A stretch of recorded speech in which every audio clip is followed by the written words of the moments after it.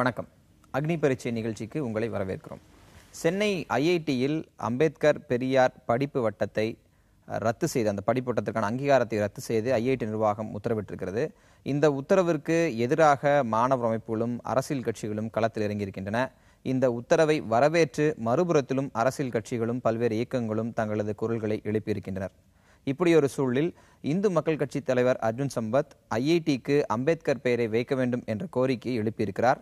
இது குறித்தும் இதனோடு தொடர்புடைய பல்வேறு விஷயங்கள் குறித்தும் நம்மோடு பேசுவதற்காக நமது அரங்கத்திற்கு வந்திருக்கிறார். வணக்கம். வணக்கம். சென்னை ஐஐடிக்கு அம்பேத்கர் பெயரை சூட்ட வேண்டும் அப்படின்னு நீங்க எழுப்பியிருக்கக்கூடிய கோரிக்கை இந்த தடை உத்தரவுக்கு பிறகு வந்த திடீர் கோரிக்கையா, இல்லை இந்த கோரிக்கையுடைய துவக்கம் எங்கிருந்து வந்தது? ஆனால் அம்பேத்கர் அவர்கள் இந்த உலகத்தில் இருக்கக்கூடிய பல்வேறு பல்கலைக்கழகங்களிலே பல துறைகளிலே ஆராய்ச்சி செய்து டாக்டரேட் பட்டம் பெற்றவர். அம்பேத்கர் என்று சொன்னால் வெறும் சட்ட அமைச்சர் அல்லது ஒரு கட்சியினுடைய தலைவர் என்பது மட்டுமல்லாது பொருளாதார ரீதியாக அவர் ஒரு மேதை. அதே போல தத்துவத்திலே அதிலும் அவர் ஒரு சிறந்த தேர்ச்சி பெற்றவர். அந்த காலத்திலே அம்பேத்கர் தொடர்புடைய சமூகத்தை சார்ந்தவர்கள் கல்வி கற்க முடியாது என்கிற நிலை இருந்த பொழுது, அறிவு என்பது ஏதோ ஒரு சாராருக்கு மட்டுமே உரியது, அது மனித குலத்திற்கு பொதுவானதல்ல, இந்த ஒரு ஜாதியிலே பிறந்துவிட்ட ஒரே காரணத்தினாலே அவர்களுக்கு படிப்பதற்கு உரிமை இல்லை, அவர்களுக்கு அறிவு இருக்காது என்கிற ஒரு மூட நம்பிக்கை இருந்தது. அந்த காலகட்டத்திலே அண்ணல் அம்பேத்கர் அவர்கள் ஏன் தாழ்த்தப்பட்ட சமூகத்தை சேர்ந்தவர்கள் படிக்க முடியாதா, அப்படியான ஒரு கீழ்மை சிந்தனை, அதை மாற்றி அமைக்க வேண்டும் என்பதற்காக அவர் தன் வாழ்நாள் முழுக்க படித்தார். ஆகவே கல்வி சார்ந்த நிறுவனங்களுக்கு, ஏதோ சட்டம் சார்ந்த நிறுவனங்களுக்கு மட்டும்தான் அம்பேத்கர் பெயர் என்பதை விட கல்வி சார்ந்த நிறுவனங்களுக்கும் அம்பேத்கர் பெயர் சூட்டப்படுவது அது ஒரு நியாயம், அவருக்கு செய்யக்கூடிய மிகப்பெரிய அங்கீகாரம். இந்த இந்து சமூகத்திலே, இந்தியாவிலே எல்லோரும் கற்று அறிவாளியாக முடியும் என்பதற்கு அது ஒரு அச்சாரமாக இருக்கும் என்கிற காரணத்தினால்தான் இது ஏதோ இன்று நேற்று வந்த ஒரு கோரிக்கை அல்ல. ஏற்கனவே பல பல்கலைக்கழகங்களுக்கு அம்பேத்கர் பெயர் சூட்டப்பட்டிருக்கிறது. இப்ப இந்த விஷயத்துல, சென்னை ஐஐடி விஷயத்துல, ஏன்னா அம்பேத்கர் மற்றும் ஈவேரா பெயரிலே வாசகர் வட்டம் அமைத்து கடந்த ஓராண்டு காலமாக, இந்த அமைப்புக்கு ஓராண்டு காலம்தான், அங்கே செயல்பாட்டுக்கு ஓராண்டு காலம்தான், இந்த அமைப்பை துவக்கியவர்களும் நடத்தி கொண்டிருப்பவர்களும் ஏற்கனவே பல்வேறு மாணவர் அமைப்புகளை சேர்ந்தவர்கள். ஏற்கனவே இந்த இயக்கம், இந்த பேர் தான் மாறியிருக்க ஒழிய இதுக்கு முன்னாடியே அவர்கள் அங்கே இயங்கிக் கொண்டிருந்தார்கள். அவர்கள் ஆனால் அம்பேத்கர் அவர்களுடைய பெயரை ஏதோ இந்து மத எதிர்ப்பாளர் அம்பேத்கர் அல்லது அம்பேத்கர் என்பவர் உயர்ஜாதி எதிர்ப்பாளர், அம்பேத்கர் அவர்கள் ஒரு தலித் தலைவர் என்கிற ஒரு சிறிய வட்டத்திற்குள்ளே சுருக்கி அம்பேத்கர் அவர்களுடைய பெயரையும் படத்தையும் வைத்துக்கொண்டு அவர்கள் மிக தவறான புரிதலை, பார்வையை ஏற்படுத்திக் கொண்டிருக்கிறார்கள். இப்ப இந்த தடை விதிக்கப்பட்டதே அவங்க எதுக்காக தடை விதிச்சிருக்காங்கன்னா, அந்த இடத்திலே அவர்கள் பேசிய அல்லது அவர்கள் எடுத்துக்கொண்ட தலைப்புகளிலே அவர்கள் தெரிவித்த கருத்துக்கள் என்பவை மிகவும் மட்டரகமானவை. அது என்னன்னு விளக்கமா சொல்லணும்னா, அந்த இதுக்குள்ள அடுத்த கட்டத்துல போலாம். ஆனா யதார்த்தத்தில் எழக்கூடிய கேள்வி, அர்ஜுன் சம்பத் ஐஐடிக்கு அம்பேத்கர் பெயரை வைக்கணும் அப்படின்னு கோரிக்கை வைக்கிறாரு. ஆனால் அம்பேத்கர் பெரியார் படிப்பு வட்டம் தடை செய்ததை வரவேற்கிறார் அப்படின்னு பார்க்கும்போது, அம்பேத்கர் பெயரை வைக்க வலியுறுத்துற அர்ஜுன் சம்பத் இந்த படிப்பு வட்டத்திற்கு கொடுக்க தடை ஏன் வரவேற்கிறார்? அம்பேத்கர் பெரியார் படிப்பு வட்டம் இருக்குங்களா, ஈவேரா படிப்பு வட்டம், அந்த படிப்பு வட்டத்தின் பெயரிலே அவர்கள் நடத்துகின்ற காரியங்கள் தவறான, அவர்கள் செய்கின்ற செயல்கள் மிக தவறானது.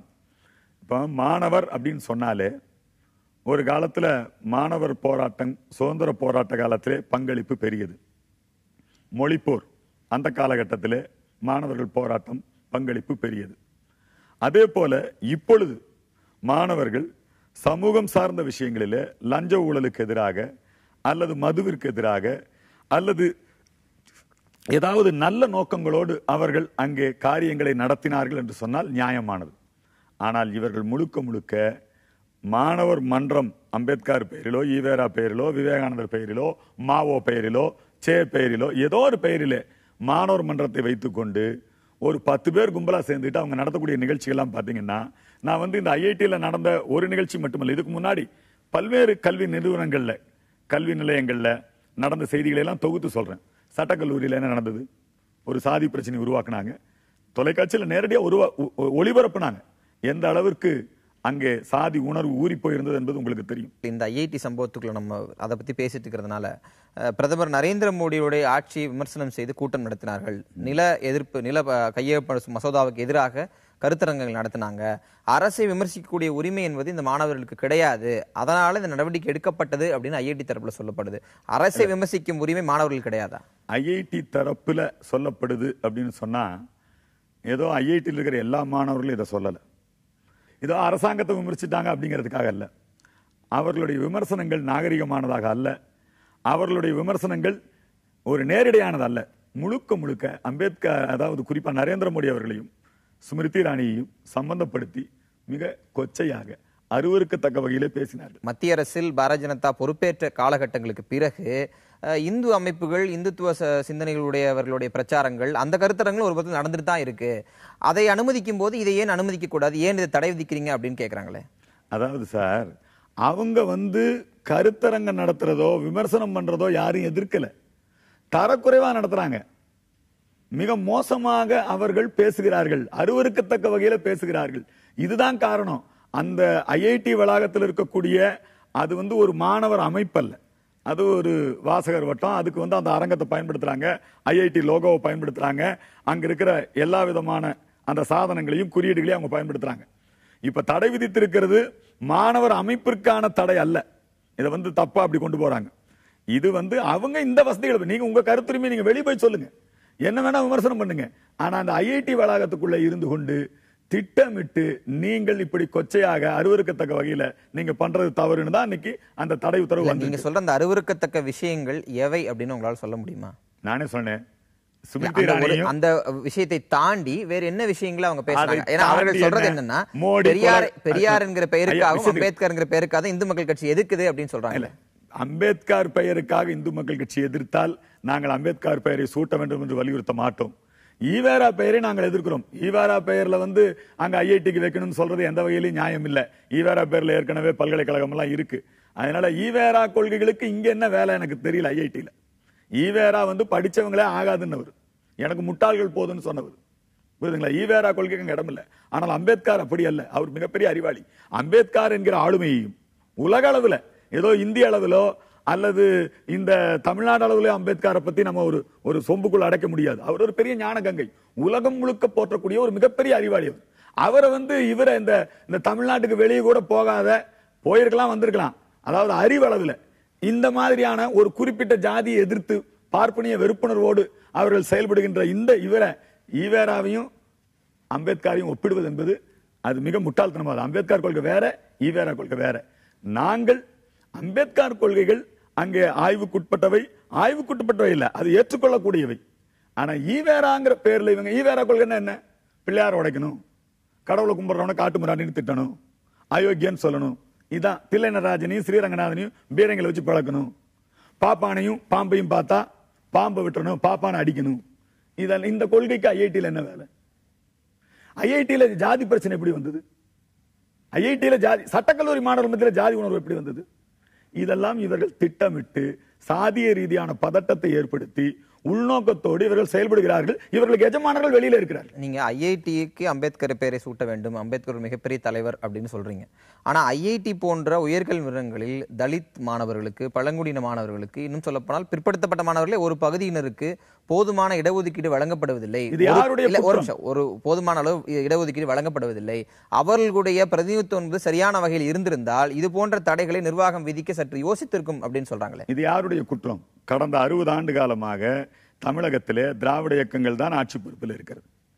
தாழ்த்தப்பட்ட மக்களை அவர்கள் சிறப்பு கவனம் கொடுத்து தயார் செய்திருக்கலாம், பயிற்சி கொடுத்திருக்கலாம். ஐஐடி போன்ற அந்த நிறுவனங்களிலே அவர்கள் நுழைவுத் தேர்வு எழுதி அவர்களை தேர்ச்சி பெறுவதற்குண்டான அந்த பயிற்சியை கொடுத்திருக்கலாம்.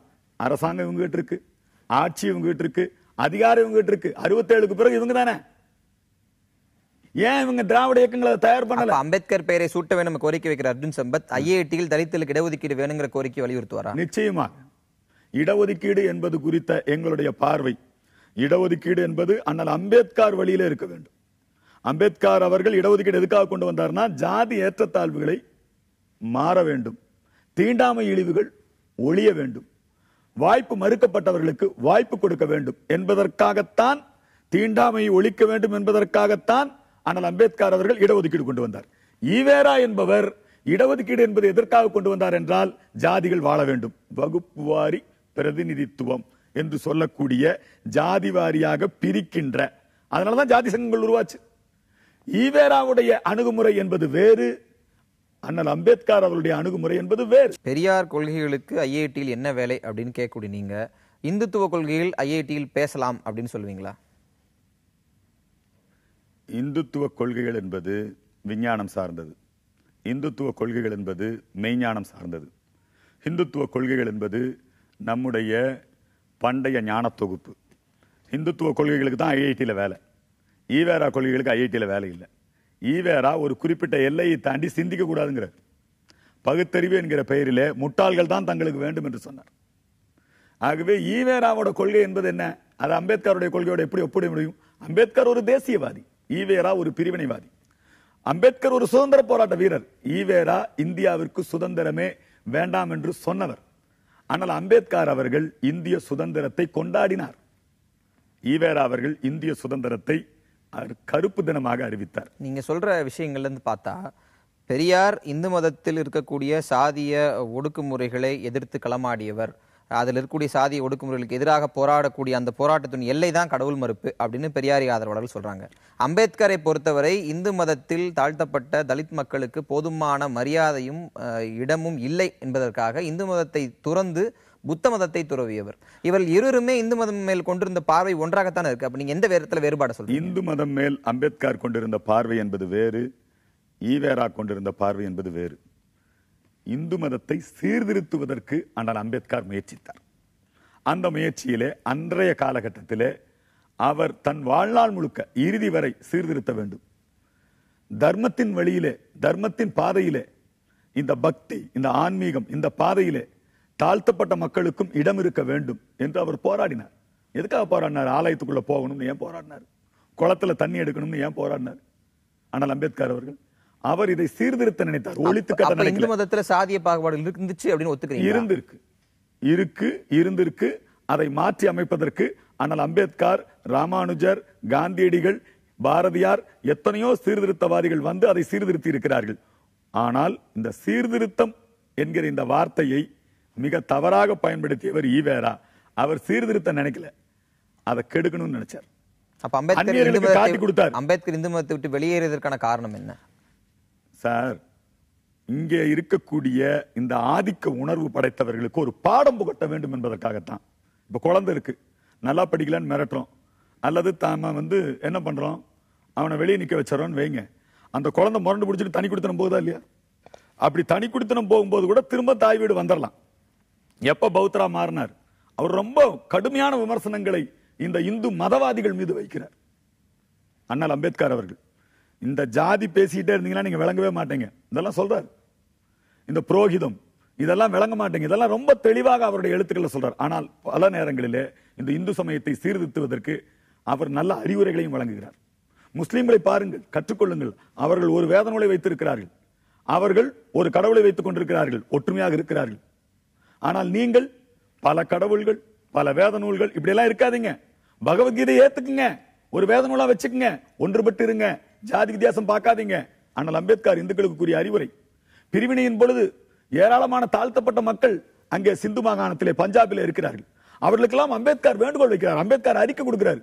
தயவு செய்து அங்கே இருக்கக்கூடிய மதமாறி சென்று அங்கே மாட்டிக்கொண்ட இஸ்லாமியத்திலே இருக்கக்கூடிய தாழ்த்தப்பட்ட மக்களே, மீண்டும் தாய்மதமாகி இந்து மதத்திற்கு திரும்பி வாருங்கள், இந்தியாவிற்கு வாருங்கள், நான் உங்களுக்கு சட்டப்பூர்வமான பாதுகாப்பு அளிக்கிறேன். ஆனால் அம்பேத்கர் வைத்த வேண்டுகோள்.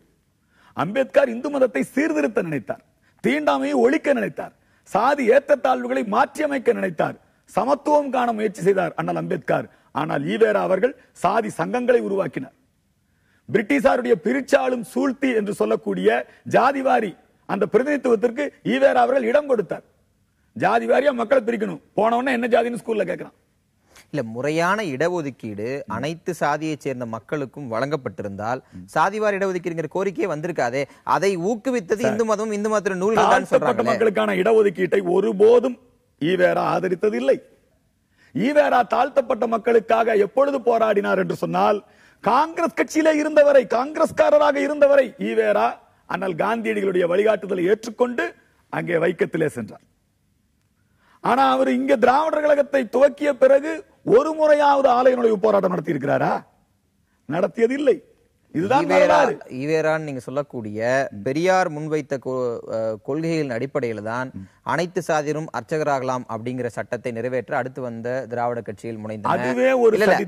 அனைத்து சாதியினரும் அர்ச்சகராகலாம் அப்படிங்கறத அது வந்து ஆலய நுழைவு போராட்டத்திற்கு அடுத்தபடி தானே. ஒரு எல்லைக்கு சென்றுதானே அனைத்து சாதியினரும் அர்ச்சகராகலாங்கிற கோரிக்கையை பெரியார் முன்வைக்கிறாரு. அது வந்துங்க மிகப்பெரிய ராஜதந்திரமா ஒரு குறிப்பிட்ட சமூகத்து மேல தனக்கு இருக்கிற வெறுப்புணர்வை பயன்படுத்தி கொண்டு இங்க யார் அர்ச்சகரா இல்ல? இந்து சமயத்துல நீங்க ஐயருக பூஜை பண்ற கோவில் அப்படின்னு எடுத்துக்கிட்டீங்கன்னா ஒரு ஆயிரக்கணக்கில் தான் இருக்கும். அறநிலையத்துறை கட்டுப்பாட்டிலே 36,000 கோவில்கள் இருக்கிறது. எல்லா கோவிலையும் ஐயருக இல்லைங்க. பல கோவில்களிலே பண்டாரங்கள், பல கோவில்களிலே குலதெய்வ கோவில்களிலே அங்கங்க பூசாரிகள் இருக்கிறார்கள். இங்க எல்லா ஜாதியினரும் அர்ச்சகராத்தான் இருக்கிறான். இங்க எல்லா ஜாதியினரும் பூசாரியா இருக்கிறான். இங்க எல்லா ஜாதியினரும் கடவுளை தொட்டு பூஜை செய்யக்கூடியவர்களாக இருக்கிறார்கள். ஆனால் வேண்டுமென்றே பிராமணர்களுடைய வேலை வாய்ப்பை கெடுக்கணும். அந்த நோக்கத்தோட பிராமணர்கள் மேல இருக்கிறது எவ்வளவு பர்சன்டேஜ் இருக்காங்க பிராமணர்கள்? ஒரு 3% கூட இருக்கிறதா அவங்களே கணக்கு சொல்றாங்க. அவர்கள் மீது இவருக்கு ஒரு தீராத வெறுப்புணர்வு. அதனால பிராமணன் மட்டும்தான் அர்ச்சகர் ஆகிறான் அப்படிங்கிற ஒரு மாயாவாதத்தை, ஒரு மாய கொள்கையை திராவிட இயக்கத்தவர்கள் பிரச்சாரம் செய்து கொண்டிருக்கிறார்கள். ஐஐடி போன்ற உயர்கல்வி நிறுவனங்கள்ல தலித் மாணவர்களுக்கு போதுமான இடஒதுக்கீடு இல்லை. அப்படியே கிடைத்து வந்தாலும் சாதி ரீதியாக அவர்கள் நடத்தப்பட்ட விதத்தால் பாதிக்கப்பட்டு கடந்த 10 ஆண்டுகளில் 12 தலித் மாணவர்கள் தற்கொலை செய்து கொண்டிருக்கிறார்கள் அப்படின்னு ஒரு புள்ளி விவரம் சொல்லுது. சாதி ரீதியான பாகுபாடு ஐஐடியில் இல்லை அப்படின்னு உங்களால சொல்ல முடியுமா? சாதி ரீதியான பாகுபாடு இருக்கலாம். அதை மாற்றி அமைப்பதற்கு நிச்சயமாக நாம் களம் காண வேண்டும். இது வந்து நீங்க சொல்லக்கூடிய இந்த தற்கொலை சம்பவங்கள்லாம் ரேகிங் அந்த மாதிரி தான் இருக்கலாமே ஒழிய, நீங்க சொல்ற மாதிரி சாதி மெடிக்கல் காலேஜில் இருக்கு ரேகிங், அது மாதிரி ஐஐடியிலும் ரேகிங் இருக்கலாம். அதுக்கு ஒரு ஜாதி வண்ணம் பூசுறாங்கன்னு நான் நினைக்கிறேன். அது நான் முழுமையாக ஆய்வு பண்ணிட்டு சொல்றேன். அம்பேத்கரை புகழக்கூடிய, அம்பேத்கரின் பெருமைகளை வழிநடத்துவோம் சொல்லக்கூடிய அர்ஜுன் சம்பத் அம்பேத்கர் சொன்ன சாதி மறுப்பு திருமணங்களை ஆதரிப்பாரா? நாங்களே நிறைய பேர் எங்க கட்சியில சாதி மறுப்பு திருமணங்களை நடத்தி இருக்கிறோம். எங்க கட்சி நிர்வாகிகள் பலர் சாதி மறுப்பு திருமணங்களை தான் செய்து கொண்டிருக்கிறோம். எங்கள் கட்சியின் கொள்கை ஜாதி கேட்காதே, ஜாதி சொல்லாதே, ஜாதி பார்க்காதே, இந்து என்று சொல்லுவோம், தலை நிமிர்ந்து செல்லுவோம். இதுதான் எங்கள் கட்சியினுடைய கொள்கை. ஸ்ரீ நாராயணகுரு, ஐயா வைகுண்டர், பாரதியார், ராமானுஜர் இவர்கள் வழியிலே எங்க இந்து இயக்கங்களுடைய அணுகுமுறை. இன்றைக்கு நாங்கள் அனைத்து சமுதாயத்தவருடைய கூட்டத்தை நடத்தினோம். நாங்க யாரையும் ஜாதி சொல்றது இல்லை. ஆனால் தேவர் திருமண மண்டபத்திலே நடைபெற்ற அந்த கூட்டத்திற்கு தலைமை தாங்கியவர், துறவிகளுக்கு ஜாதி கிடையாது, தலைமை தாங்கியவர் தாழ்த்தப்பட்ட சமூகத்தை சேர்ந்தவர். எல்லாரும் அவங்க காலில் விழுந்து ஆசீர்வாதம் வாங்கினாங்க. இந்த மாற்றத்தை நாங்கள் தான் செய்ய முடியும். இந்த மாற்றத்தை என் அன்பிற்குரிய அண்ணன் திருமாவோ, சும்மா நான் கோயிலுக்குள்ள போறேன் ஆலய நுழைவு போராட்டம்ங்கிறாங்களே, இன்னைக்கு எறையூர்ல சர்ச் நுழைவு போராட்டம் நடத்த சொல்லுங்க. இந்த மாற்றங்களை நாங்க தான் இந்து சமயத்தினுடைய தலைவர்கள், இந்து சமயத்தினுடைய மடாதிபதிகள், குருநாதர்கள், இந்து அமைப்புகள் தான் இந்த தீண்டாமை இழிவுகளுக்கு எதிரான இந்த நடவடிக்கைகளை மேற்கொள்ள வேண்டும். அதுதான் சரியான அணுகுமுறை. ஆனா பல கோவில்கள்ல இன்றைக்கும் தாழ்த்தப்பட்ட மக்களை கொள்ளுங்கள். சில கோவில், சரி, சில கோவில்கள்ல இன்னும் அனுமதிக்காத ஒரு சூழல் தான் இருக்கு. அதற்கு எதிராக உங்கள் இயக்கம் என்றைக்கு நீங்கள் வந்து ஆலய நுழைவு போராட்டத்தை நடத்தி இருக்கிறீர்கள், அதற்கு எதிரான சீர்திருத்த நடவடிக்கையில் உங்களுடைய பங்கு என்ன? தேனி மாவட்டத்தில் உசிலம்பட்டிக்கு அருகாமையில மக்கள் எல்லாம் சேர்ந்து மலைக்கு போயிட்டான். நாங்க வந்து இங்க இருக்கவே இல்லை. தீண்டாமை சுவர் இருந்ததா பெரிய பிரச்சாரம் இருந்தது. அந்த இடத்திலே எங்களுடைய பொதுச் செயலாளர் ராம ரவிக்குமார், சின்மயா சோமண்ண, விஸ்வந்து பரிஷத், நாங்கள் எல்லோரும் சேர்ந்து முயற்சி செய்து எந்த விதமான போராட்டம், போஸ்டர், விளம்பரம் இல்லாம அனைத்து மக்களையும் நாங்கள் ஆலயங்களுக்குள்ளே அழைத்து சென்றோம். அந்த மேல் வகுப்பினர் கீழ் வகுப்பினர் என்கிற வேறுபாடு இல்லாமல் தரிசனம் செய்ய வைத்தோம். என்னைக்காவது ஒரு நாள் சமபந்தி நடத்திட்டு ஜாதி ஒழிச்சிட்டோன்னு சொல்றதை விட அன்றாடம் RSS சாக்காக்களிலே ஜாதி தீண்டாமை எண்ணங்கள் கருவறுக்கப்படுகிறது என்பதை தெரிவித்துக் கொள்கிறேன். இந்துத்துவா அப்படின்னா என்ன? ஹிந்துத்துவா என்பது ஒரு மதம் அல்ல. ஹிந்துத்துவா என்பது குறுகிய மனப்பான்மையோ பார்வையோ கொண்டதல்ல. அது இன்று நேற்று யாரோ ஒருவருடைய உபதேசமோ அல்ல. ஹிந்துத்துவம் என்பது தர்மம். ஆகவேதான் விவேகானந்தர் சொல்லுகிறார், இந்த இந்தியா என்பது ஒரு உடல் என்று எடுத்துக்கொண்டால் அதில் ஹிந்து தர்மம் என்பது ஆன்மா. இந்த ஹிந்து தர்மம் என்பதை நீக்கிவிட்டு இந்த இந்தியாவை பார்த்தால், இந்த இந்து சமயத்தை பார்த்தால் அது வெறும் சவந்தான். ஆகவே தர்மம் என்கிற பெயர் தான் இதற்கு பொருத்தம். எதெல்லாம் நாங்கள் ஹிந்து தர்மம் என்று சொல்கிறோமோ அதையெல்லாம், இந்த ஹிந்துத்துவாங்கிற வார்த்தை இப்போ வந்தது. இந்த இந்துத்துவா அமல்படுத்தப்படக்கூடிய இடத்தில், இந்தியாவில் இந்துத்துவா தீவிரமாக அமல்படுத்தப்படுகிறது அப்படின்னு நம்ம எடுத்துக்கிட்டோம்னா, அது பிற மதங்களுடைய எக்ஸிஸ்டன்ஸ், பிற மதங்களுடைய இருப்பை இருக்க சம்மதிக்குமா, சம்மதிக்காதா? பிற மதத்தவர்களுக்கு நல்ல பாதுகாப்பாக இருக்கும். இன்றைக்கு உலகத்திலே முஸ்லிம்கள் முஸ்லிம் நாடுகளிலே கூட பாதுகாப்பாக இல்லை, கிறிஸ்தவர்கள் கிறிஸ்தவ நாடுகளிலே பாதுகாப்பாக இல்லை. ஆனால் உலகின் மிகப்பெரிய இஸ்லாமிய நாடாகிய இந்தோனேஷியாவிலும், அதற்கு பிறகு உலகின் மிகப்பெரிய இஸ்லாமிய நாடு, அதிகமாக இஸ்லாமியர்கள் வசிக்கக்கூடிய பகுதி எதுன்னு கேட்டா இந்தியாவை தான் சொல்ல முடியும். சிறப்பு சலுகைகளோடு சிறுபான்மை அந்தஸ்தோடு இன்றைக்கு இங்கே இருக்கிறார்கள் என்று சொன்னால் அதற்கு காரணம், இங்கே ஹிந்து தர்மத்தை பின்பற்றக்கூடியவர்கள், சகிப்புத்தன்மை கொண்டவர்கள், எல்லோரையும் அரவணைத்து செல்லக்கூடிய இந்த மக்கள் பெரும்பான்மையாக இருப்பதுதான் அவர்களுக்கு பாதுகாப்பாக இருக்கிறது. இப்ப இந்திய அரசியலமைப்பு சட்டம் வகுத்திருக்கக்கூடிய சட்ட விதிமுறைகளின்படி, நிபந்தனைகளின்படி இங்கு மைனாரிட்டி சிறப்பு அந்தஸ்து, ஒற்றுமை, பாதுகாப்பு போன்ற விஷயங்கள் பேணப்படவில்லை. சட்டம் என்பது எவ்வளவு நாளைக்கு பாதுகாப்பு கொடுக்க முடியும்? சட்டப்பூர்வமா கொடுக்கிறது பாதுகாப்பு அல்ல. இந்த தர்மம், ஹிந்து தர்மம், இதுதான் இந்த நாட்டில் இருக்கக்கூடிய முஸ்லிம் கிறிஸ்தவர்களுக்கு மிகப்பெரிய பாதுகாப்பாக இருக்கும். என்றைக்கு இந்த இந்து தர்மத்தை பின்பற்றுகிறவர்கள் குறைந்து போய் முஸ்லிம் கிறிஸ்தவர்கள் பெரும்பான்மை ஆகிறார்களோ அன்றைக்கு அவர்களுக்கும் பாதுகாப்பு இல்லாமல் போய்விடும், நமக்கும் பாதுகாப்பு இல்லாமல் போய்விடும். இது வரலாறு, இது பாடம். நமக்கு இதிலே பாடம் கற்றுக்கொள்ள வேண்டும். நாங்கள் மெஜாரிட்டியாக இருந்திருந்தால் இலங்கையிலே பௌத்தனும் பாதுகாப்பாக இருந்திருப்பான். இந்துத்துவா என்பது வேறு யாருமே கிடையாது, எல்லாருமே இந்துத்துவாக்குள்ள இருக்கிறவங்க தான். அவங்க முஸ்லீமா இருந்துட்டு போட்டோம், கிறிஸ்டியனா இருந்துட்டு போட்டோம், எல்லாருமே இந்துத்துவாக்குள்ள இருக்கிறவங்க அப்படின்னு நீங்க சொல்லும்போது, ஒரு கொள்கைக்குள்ள அவர்களை கொண்டு வர முயற்சிக்கிறீர்களா, இல்ல ஒரு மதத்துக்குள்ள? ஹிந்து தர்மம் என்பது பன்முகத்தன்மை வாய்ந்தது. ஹிந்துத்துவா என்பது பன்முகத்தன்மை வாய்ந்தது. இங்க நீங்க எந்த கடவுளை வேணாலும் கும்பிடலாம். இங்க நீங்கள் நாத்திகம் பேசலாம், ஆனால் நீங்கள் ஹிந்து. திருமாவளவனுக்கு சான்றிதழ் ஹிந்து தான், கருணாநிதி அவர்களுக்கு சான்றிதழ் ஹிந்து தான், அண்ணாதுரைக்கு ஈவேராவுக்கு சான்றிதழ் ஹிந்து தான். ஆனால் அவர்களே முஸ்லீமாக மாறிவிட்டால் அவர்கள் நாத்திகர்களாக இருக்க முடியுமா? அவர்களே கிறிஸ்தவர்களாக மாறிவிட்டால் நாத்திகர்களாக இருக்க முடியுமா? கம்யூனிசம் பேச முடியுமா? சோசியலிசம் பேச முடியுமா? எல்லா மதமும் ஒன்று என்று சொல்ல முடியுமா? எம்மதமும் சம்மதமே என்று சொல்ல முடியுமா? இந்த இஸ்லாமிய மதத்தையும் கிறிஸ்தவ மதத்தையும் சேர்ந்த பல பகுத்தறிவாதிகள் இருக்காங்க, பல நாத்திகத்தை சேர்ந்தவர்கள் இருக்காங்க. கம்யூனிஸ்ட் கட்சியில் கூடிய உறுப்பினர்கள் பலரும் முஸ்லீம் கிறிஸ்தவ மதங்கள் சார்ந்தவங்க இருக்கத்தானே செய்யறாங்க. அந்த இடத்துல மதம் எங்க தடையாக? எந்த இஸ்லாமிய நாட்டுல நாத்திகர்கள் இருக்காங்க சொல்லுங்க? எந்த இடத்துல? இந்தியால சொல்லுங்க. இந்தியால இஸ்லாமியர்கள் நாத்திகர்கள், நாத்திகனா இஸ்லாமியர் இருக்க முடியாது சார். இந்து மதத்தில் இருக்கும்போது இந்து மதம் நாத்திகத்தையும் அனுமதிக்கிறது, நாத்திகத்தை எதிர்க்கவில்லை, அதுவும் ஒரு தன்மையாக ஏற்றுக்கொள்கிறது அப்படின்னு சொல்லும் போது பிற மதங்களிலும் விதிவிலக்குகள் இருக்கிறது இயல்புன்னு ஏன்? எங்க பகவான் ராமகிருஷ்ணர், விவேகானந்தருடைய குருநாதர், முஸ்லீமா இருந்து பிராக்டிஸ் பண்ணார், பார்த்தார். அதன் மூலமாக இறைவனை காண முடியுமா முயற்சி பண்ணியிருக்கார். கிறிஸ்தவராக பிராக்டிஸ் பண்ணி பார்த்திருக்காரு. பல தந்திர உபாயங்கள் எல்லாம் அவர் எல்லா வழிமுறையும் எல்லா சமயத்தையும் பிராக்டிஸ் பண்ணி பார்த்திருக்காரு. அதனால இந்த இந்துக்களுக்கு இந்த தெய்வம் தான், இந்த புத்தகம் தான் அப்படின்னு ஒரு குறுகிய வட்டத்துக்குள்ள அடைக்கக்கூடியது அல்லங்க. நம்ம எல்லா வழிபாட்டு முறைகளையும் மதிக்கும். மத்தியில் பாரதிய ஜனதா அரசு பொறுப்பேற்ற பிறகு இந்து அமைப்புகள் தங்கள் செயல்பாட்டை தீவிரப்படுத்தியிருக்கின்றன. மிக தைரியமாக வெறுப்பு பேச்சுக்களை களத்தில் வந்து பேசுகிறார்கள், கோட்சேக்கு சிலை வைக்க துணிகிறார்கள். இது பாரதிய ஜனதா அரசு பொறுப்பேற்றதால் வந்த தைரியம் அப்படின்னு சொல்றாங்க. உங்க பதில் என்ன? மிக தவறான செய்தி. நரேந்திர மோடி அவர்கள் பொறுப்பெடுத்துக் கொள்வதற்கு முன்பாக, காங்கிரஸ் ஆட்சி காலத்திலேயே அல்லது அதற்கு முன்பாகவே, நாங்கள் எங்களுடைய பணிகளை எப்பொழுதும் போல செய்து வருகிறோம். இப்ப எங்களுக்கு ரொம்ப சிரமமா இருக்கு. நரேந்திர மோடி வந்த பிறகு நாங்க எதை பண்ணாலும் ஏதோ மோடி வந்ததுக்கு அப்புறம் தான் பண்றோம். நெல்லையில 2006 சேரவாரும் ஜெகத்தீரே, தாய் சமயம் அழைக்கிறது, தமிழ் சமயம் அழைக்கிறது, நெல்லையப்பர் அழைக்கிறார் என்று சொல்லி நான் 1000க்கும் மேற்பட்டோரை தாய் சமயம் திருப்பினேன். இப்ப என்னங்கிறாங்க, நாங்க மெட்ராஸ்ல திருக்குறளை கொடுத்து ஒருவரை தாய் சமயம் திருப்புறோம். அதுக்கு நாங்க ஒரு அனுமதி கேட்கிறோம். அனுமதியே கேட்க வேண்டிய அவசியம் இல்லை, ஆனால் அதற்கு காவல்துறை தடை விதிக்கிறது. என்னன்னா, நீங்க எல்லாம் இப்படி பண்ணி மோடி வந்ததுக்கு அப்புறம் தான் பண்றீங்கன்னு எங்க மேல அவச்சொல் சொல்லுகிறார்கள். முஸ்லீம்கள் அவர்கள் மதமாற்றம் செய்யலாம், மசூதியிலேயே அதற்கான ஏற்பாடு இருக்கிறது. கிறிஸ்தவர்கள் சர்ச்சிலே மதமாற்றம் செய்யலாம், அதுக்கு ஏற்பாடு இருக்கு.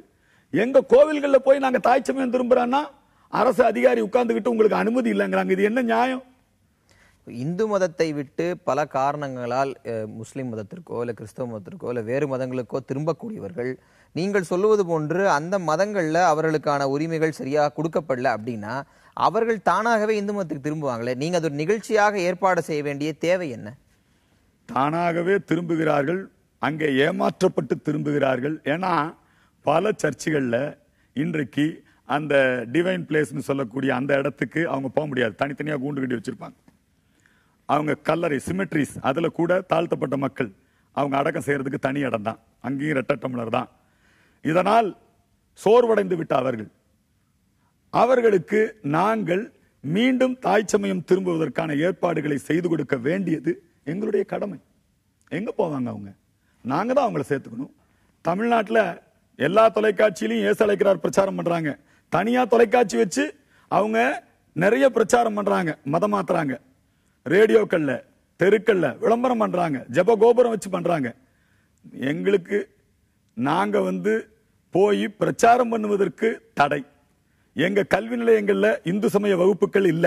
இல்ல, ஒரு சிறுபான்மை மதத்தை சேர்ந்தவர்கள் பிரச்சாரம் பண்ணி தங்கள் மதத்தை பரப்புவதற்கும் ஏற்கனவே பெரும்பான்மையா இருக்கக்கூடிய இந்துக்கள் மீண்டும் பிரச்சாரம் செய்து மதத்தை பரப்புவதற்கும் என்ன தேவை? என்ன அளவுகோல் வச்சிருக்கீங்க? இல்ல, உங்க பர்சன்டேஜ் ஆஃப் லிவிங் தான மக்களுடைய மக்கள் தொகையை வச்சு 1% இருந்தா சிறுபான்மை, 3% ஆனாலும் சிறுபான்மை, 10% ஆனாலும் சிறுபான்மை, 15% ஆனாலும் சிறுபான்மை. அதை தாண்டி ஒரு 45% ஒரு பெரும்பான்மை. கன்னியாகுமரியில எங்களுக்கு ஏங்க அப்ப நீங்க வாய்ப்பு கொடுக்கல? கன்னியாகுமரியில நாங்க இப்போ கொஞ்சம் கொஞ்சமா குறைஞ்சு போயிட்டோம். காஷ்மீர்ல ஏன் இந்துக்களுக்கு இடஒதுக்கீடு இல்ல? அங்க நாங்க சிறுபான்மை ஆயிட்டும் இல்ல. கோட்டமேட்ல இந்துக்களுக்கு ஏங்க இடஒதுக்கீடு இல்ல? குனிமுத்தூர்ல ஏங்க இந்துக்களுக்கு இடஒதுக்கீடு இல்ல? நாங்க அங்க சிறுபான்மை ஆயிட்டோமே. இந்த சிறுபான்மை என்பது ஏமாற்று வேலை. இந்த சிறுபான்மை என்று சொல்லி சொல்லி அந்த மக்களை தனிமைப்படுத்தி அவர்களுக்கு அச்ச உணர்வை ஊட்டி எங்களை காட்டி கம்யூனிஸ்டுகளும் திராவிட கழகத்தை சேர்ந்தவர்களும் போய் ஐயோ ஆர்எஸ்எஸ் வளர்ந்துரும், ஐயோ அவங்க ராமர் கோயில் கட்டிடுவாங்க அப்படின்னு சொல்லி அவர்களை தெருவுக்கு அழைத்து இவர்கள் அவர்களுடைய இந்த இன்செக்யூரிட்டி அந்த உணர்வை தூண்டி விடுகிறார்கள். இங்க சிறுபான்மையினருக்கு எந்த அச்சுறுத்தலும் இல்ல, எந்த விதமான பாகுபாடும் இல்ல, எல்லோரும் ஒருதாய் பிள்ளைகள். நீங்க அப்படி சொல்றீங்க. ஆனா பல மத்திய அமைச்சர்கள், சரி இன்னும் சொல்ல போனா சில மத்திய அமைச்சர்கள் மோடிக்கு வாக்களிக்காதவர்கள் எல்லாம் ராமருக்கு வாக்களித்தவர்கள் எல்லாம் ராமருக்கு பிறந்த பிள்ளைகள், மற்றவர்களெல்லாம் தவறான வழியில் பிறந்த பிள்ளைகள், மோடி ஜெயித்து விட்டார், மோடி எதிர்க்கக்கூடியவர்கள் எல்லாம் பாகிஸ்தானுக்கு ஓடிவிடுங்கள் அப்படின்னு பேசக்கூடிய பேச்சுக்களை நீங்க ஆதரிப்பீங்களா? இல்ல, அத்தகைய பேச்சுக்கள் என்பது நீங்க கட்சியினுடைய பொறுப்பான நபர்கள் பேசியதாக எனக்கு தெரியவில்லை. ஒரு கூட்டத்தில் சாட்சி மகராஜ் ஒரு இந்து சமய கூட்டத்தில் பேசுறார். இந்துக்களாகிய நாம் குடும்ப கட்டுப்பாடு என்று வருகிற பொழுது 4 குழந்தைகள் பெற்றுக்கொள்ள வேண்டும். ஒருவர் ராணுவத்திற்கு, ஒருவர் மதத்திற்கு, ஒருவர் வம்சத்திற்கு, ஒரு பெண் குழந்தை என்று அவர் பேசுகிறார். எங்களுக்கு அவர் அறிவுரை வழங்குகிறார். இதுல என்ன தவறு? இதை உடனே அவர் ஒன்னும் செயற்குழுலையோ பார்லிமெண்ட்லயோ பேசல. இதை உடனே ஊடகங்கள் நேரடியாக போய் அவர் பேசினதை இந்த பேர் 2 பேர் உட்கார்ந்து பேசிட்டு இருக்கிறாங்க. பேசிட்டு இருக்கிற போது அதை ரெக்கார்டு பண்ணி வாட்ஸ்அப்ல போட்டு அதுக்கு மோடி பதில் சொல்லணும். எது இருந்தாலும் உடனே மோடி பதில் சொல்லணும். இது இந்த கம்யூனிஸ்டுகள் இடதுசாரி சிந்தனையாளர்களால தாங்க முடியல. மோடி பிரதமர் ஆனது வைத்தறிச்சல் இருக்கிறாங்க, அவங்களால நம்ப முடியல. அதனால அவங்க வைத்தறிச்சல்ல பேசுற பேச்சு. மோடி மேல ஒரு லஞ்ச ஊழல் குற்றச்சாட்டு சொல்ல முடியாது. ஏதாவது அப்படியே பூத கண்ணாடி போட்டு பார்த்துட்டு இருக்காங்க. இதுக்கும் மோடிக்கும் சம்பந்தமே இல்லை. அரசியலமைப்பு சொல்லக்கூடிய செக்யூலர் மதச்சார்பின்மை அப்படிங்கிற டெபினிஷனுக்கும் உங்களை போன்ற இந்து அமைப்புகள் செக்யூலர் அப்படின்னு சொல்லக்கூடிய டெபினிஷனுக்கும் என்ன வேறுபாடு? அரசாங்கம் சொல்லக்கூடிய செக்குலரிசம் என்பது மத வாரியாக மக்களை பிரிப்பது. இந்து மாணவர்களுக்கு தமிழனுக்கு கல்வி உதவி தொகை கிடையாது, முஸ்லீம் கிறிஸ்தவன்னா கல்வி உதவி தொகை உண்டு. இது அரசாங்கம் சொல்ற செக்குலரிசம். அரசாங்கம் சொல்ற செக்குலரிசம் காலையில முஸ்லீம்களுக்கு ஒரு பாட்டு, கிறிஸ்தவர்களுக்கு ஒரு பாட்டு, இந்துக்களுக்கு ஒரு பாட்டு. பாடத்திட்டத்தில் ஒரு திருக்குறள், ஒரு தேம்பாவணி, ஒரு சீரா புராணம். இதுதான் அரசாங்கம் சொல்லக்கூடிய செக்குலரிசம். நாங்க சொல்லக்கூடிய செக்குலரிசம் அதல்ல. உண்மையான சமய சார்பற்ற மத சார்பற்றது இந்து தர்மம் தான். நாங்க மதவாதிகள் அல்ல. நாங்க எல்லா கடவுளை கும்பிடுறவங்களையும் நேசிக்கிறோம். தர்மத்தின்படி யார் இருக்கிறார்களோ அவர்கள் அத்தனை பேரையும், இந்தியாவில் பிறந்த அத்தனை பேரையும் இந்திய தாயின் மக்களாக, சகோதரர்களாக நாங்க நேசிக்கிறோம். ஆனால் மற்றவர்களை பாவிகளாகவோ, மற்றவர்களை காஃபிர்களாகவோ, மற்றவர்களை வெளிநாட்டுக்காரர்களாகவோ நாங்கள் எப்போதும் கருதியதில்லை, நினைத்ததும் இல்லை. அவங்க தான் தனி பாகிஸ்தான், அவங்க தான் தனி நாகாலாந்து, மிசோரம். இதுதான் அவங்க தான் போனாங்க. நாங்கள் எங்கும் போய் பிரிவினை கோரவில்லை. ஐஐடியில இந்த அம்பேத்கர் பெரியார் படிப்பு வட்டத்திற்கு அவங்க வந்து தரைக்குறைவான விமர்சனங்களை செஞ்சாங்க, ரொம்ப கீழ்த்தரமான வாதங்கள் நடத்தினாங்க அப்படின்னா அவர்களை அழைத்து கண்டித்து அது போன்ற நடவடிக்கைகள் ஈடுபடுவது சரியா, இல்ல ஒட்டுமொத்தமாக படிப்பு வட்டத்தையே தடை செய்வது அவர்கள் கருத்துரிமையை பாதிக்கக்கூடிய செயலாக மாறாதா? அம்பேத்கர் படிப்பு வட்டம் அங்கே துவங்கப்பட வேண்டும். நாங்களே துவக்கிறோம். அது மட்டும் இல்லை, இது நாங்கள் வெளியிருந்து போய் துவக்க வேண்டிய அவசியம் இல்லை. அங்கே அரசாங்கமே ஒரு அம்பேத்கர் வாசகர் வட்டத்தை துவங்கட்டும், நடத்தட்டும். அவரவருக்கு அவரவருடைய கருத்துக்களை சொல்வதற்கு, பதிவு செய்வதற்கு பரிபூர்ண உரிமை உண்டு. அதில் மாற்று கருத்தே இல்லை. ஆனால் அம்பேத்கருடைய பெயரையும் அம்பேத்கருடைய கருத்துக்களையும் தவறுதலா ரொம்ப அவங்க பிரச்சாரம் பண்ணிட்டே போறாங்க. அம்பேத்கர் என்று சொல்லக்கூடியவர் ஒரு பெரிய தேசிய தலைவருங்க. அவரை ஒரு சாதாரண தலித் தலைவரா சுருக்குறாங்க. அம்பேத்கர் வந்து இந்து மதத்திலிருந்து புத்த மதத்துக்கு போனார், உண்மைதான். எனக்கும் இரட்டை டம்ளர் இருந்தா நான் எதுக்கு இந்து மதத்தில் இருக்கேன்? இந்து மதத்துல வந்து நீ இருக்கிற அப்படிங்கிற காரணத்தினால நீ கீழே உட்காரு, நீ இந்த இடத்துல தண்ணி எடுக்க கூடாது, இந்த இடத்துல கோயிலுக்கு வரக்கூடாதுன்னா நானே போயிருவனே, நானே எதிர்ப்பனே. அம்பேத்கர் அப்படிப்பட்டவர் தான். அம்பேத்கர் இப்படி நாம் எல்லோரும் பின்பற்றக்கூடியவர் தான். ஆனால் அம்பேத்கருக்கு ஒரு பிரிவினைவாத தோற்றத்தையும், அம்பேத்கருக்கு ஒரு பிராமண எதிர்ப்பு தோற்றத்தையும், அம்பேத்கருக்கு ஒரு இந்திய எதிர்ப்பு தோற்றத்தையும் இவர்கள் உருவாக்கி கொண்டிருக்கிறார்கள். அது மிக தவறானது. அது மாற வேண்டும். ஈவேராவுக்கு நாங்க பொதுவா திராவிடர் கழகத்தையே தடை செய்யும் சொல்றோம். ஏன்னா திராவிடர் கழகம் என்பது தொடர்ந்து வன்முறையில ஈடுபட்டு கொண்டிருக்கிறது. இந்து கோவில்கள் முன்பாக மட்டும்தான் அயோக்கியன் காட்டுமிராண்டின்னு கல்வெட்டு வைக்கிறாங்க, மசூதி சர்ச் முன்னாடி வைக்க மாட்டாங்க. இல்ல, இப்ப நீங்க திராவிடர் கழகத்திற்கு தமிழகத்தில் என்ன வேலை அப்படின்னு நீங்க கேட்டுட்டு இருக்கீங்கன்னா, திராவிடர் கழகம் வழிவந்த திராவிட கட்சிகளுக்கு தானே தமிழக மக்கள் ஆதரவு கொடுத்திருக்காங்க. இந்து அமைப்புகளை சேர்ந்தவருக்கோ இல்ல இந்து விஷயங்களை பேசக்கூடிய பாரதிய ஜனதா போன்ற கட்சிகளுக்கோ இதுவரை தமிழக மக்கள் ஆதரவு தராதுக்கான காரணம் என்ன? திராவிடர் கழகத்துல வெளிவந்தவங்க அப்படின்னு யார சொல்றீங்க? கலைஞரை சொல்றீங்களா திராவிடர் கழகத்துல வெளிவந்தவர்னு? அல்லது அதிமுகவை சொல்றீங்களா? எப்பொழுது புரட்சி தலைவர் எம்ஜிஆர் அவர்கள் அன்னை மூகாம்பிகை கோவிலுக்கு போனாரோ அப்பவே திராவிடர் இயக்கத்திற்கு எம்ஜிஆர் மாதிரி புரட்சினா எம்ஜிஆர் தாங்க. எப்பேற்பட்ட புரட்சி பண்ணார் அவருக்கு நல்லா கேட்டார் எம்ஜிஆர். முஸ்லீம்களுக்கு முஸ்லீம் லீக் இருக்கு, கிறிஸ்தவனுக்கு கிறிஸ்தவ ஜனநாயக முன்னணி இருக்கு, இந்துக்களுக்கு இந்து முன்னணி இருந்தா என்ன தப்பு? எம்ஜிஆர் கேட்டார். எம்ஜிஆர் கடவுள் நம்பிக்கைக்கு எதிரானவரா? இப்பொழுது நம்முடைய முதலமைச்சர் மாண்புமிகு முதல்வர் ஜெயலலிதா அம்மா அவர்கள் அம்மா திமுக, அதாவது அண்ணா திமுக பேரு அம்மா திமுக, அந்த அம்மா திமுக இன்னைக்கு ஆன்மீக திமுக. எவ்வளவு வெளிப்படையாக கோயிலுக்கு போறாங்க வர்றாங்க. ஒரு காலத்துல சிவாஜி கணேசன் கோயிலுக்கு போயிட்டு வந்த உடனேயே திருப்பதி கணேசா திரும்பி போன்னு சொன்னாங்க திமுக. இன்னைக்கு திமுக அவர்களுடைய தலைவர்கள் வீடுகளில் எவ்வளவு பேர் எல்லாம் யாரு? எல்லாம் வீரமணியையும் திராவிடர் கழகத்தையும் ஒரு மரியாதைக்காக வைத்திருக்கிறார்களே ஒழிய அவர்கள் யாரும் திராவிட இயக்க கொள்கைகளை பின்பற்றுவர்கள் அல்ல. ஜனங்கள் திராவிட இயக்க கொள்கைகளை பேசினால் அவர்களுக்கு ஓட்டு போட்டார்கள் சொல்ல முடியாது. எம்ஜிஆருக்காகத்தான் அன்னைக்கு திமுக ஓட்டு போட்டாங்க, இன்னைக்கு எம்ஜிஆருக்காகத்தான் ஓட்டு போட்டிருக்காங்க. பெரியார் அம்பேத்கர் படிப்பு வட்டம் போன்று அது போன்ற படிப்பு வட்ட குழுக்களுக்கு நீங்க எதிராக இருக்கிறீங்களா, இல்ல அவங்க செயல்பாடுகளுக்கு எதிராக இருக்கீங்களா? படிப்பு வட்ட குழுக்களுக்கு நாங்கள் எதிரானவர்கள் அல்ல. எல்லோரும் எல்லாவற்றையும் படிக்க வேண்டும். கண்டதை படிப்போம் பண்டிதன் ஆகலாம், புரியுதுங்களா? எல்லாரும் நல்லா படிக்கட்டும். அதுல இருக்கிற நல்லது கெட்டது எதுங்கிறது பகுத்தறிவுங்கிறது அதான் உண்மையான. வெறும் கடவுள் இல்லைங்கிறது பகுத்தறிவு இல்லை. பகுத்தறிவுன்னா என்ன? ஆறாவது அறிவை பயன்படுத்தணும். இவங்க ஆறாவது அறிவே பயன்படுத்துறது இல்லை. கண்ணை மூடிக்கொண்டு கடவுள் இல்லாம்பாங்க. அது முஸ்லீம் கிறிஸ்துவ சர்ச்சு கோவில் பார்த்தா உடனே அவங்க வந்து கோயிலுக்கு தான் கடவுள் இல்லை, சர்ச்சுக்கு மசூதிக்கெல்லாம் உண்டு. ஆகவே பகுத்தறிவு அந்த வாசகர் வட்டங்கள் தாராளமா இருக்கட்டும், செய்யட்டும். அப்புறம் இன்னொன்று, அதுல கூட நாங்கள் என்ன எதிர்பார்க்கிறோம் என்று சொன்னால், ஒரு ஐஐடி மாதிரியான ஒரு மிகப்பெரிய விஞ்ஞான நிறுவனங்கள்ல, ஒரு தொழில்நுட்பம் சார்ந்த நிறுவனங்கள்ல இந்த அன்பின் முத்தங்கள் மாதிரி நிகழ்ச்சி நடத்துறது, பொறியியல் கல்லூரிகளில் அழகி போட்டிகள் நடத்துவது, ஃபேஷன் டெக்னாலஜி படிக்கிற இடத்துல நீங்க அழகி போட்டி நடத்துங்க. இது திராவிட இயக்கத்தினுடைய கலாச்சாரம். இந்த கலாச்சாரம் மாற வேண்டும், அது மாற்றப்பட வேண்டும் என்பதிலே நாங்கள் உறுதியாக இருக்கிறோம். ஒரு பல்கலைக்கழகம்னா மாணவர்களுக்கு கண்ணியமான உடை கட்டுப்பாடு இருக்க வேண்டும். இதெல்லாம் நாங்கள் ஆதரிக்கிறோம். அதனால என்ன வேணா பேசலாம், பாகிஸ்தான் ஜிந்தாபாத் போடலாம், இந்திய தேசிய கொடி இறக்கலாம், எங்க பிரச்சனை நடந்தாலும் உடனே சட்டக்கல்லூரி மாணவர்கள் தெருவுக்கு வந்து என்ன வேணா பண்ணலாம், சட்டத்தை நாங்களே கையில் எடுத்துக்கலாம். இத்தகைய அடாவடியை, அராஜகத்தை கல்லூரிகளுக்குள்ளே அனுமதிக்க கூடாது என்பது எங்களுடைய கருத்து. நீ ஒரு இடைப்பட்ட காலத்துல நீண்ட விஷயங்களை பத்தி பேசியிருக்கோன்னு நினைக்கிறேன். நிகழ்ச்சியில் கலந்து கொண்டதுக்கு நன்றி. மீண்டும் ஒரு அக்னி பரிசு நிகழ்ச்சியில் சந்திக்கலாம்.